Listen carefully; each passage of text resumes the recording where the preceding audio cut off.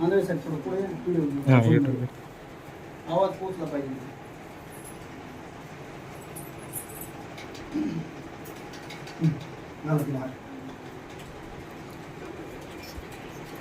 मित्र हो, आज या ठिकाणी आपण या ठिकाणी जमलेलो आहोत की ऊसतोड मजुराचे जी मुलं आहेत, म्हणजे ऊसतोड मजुरांची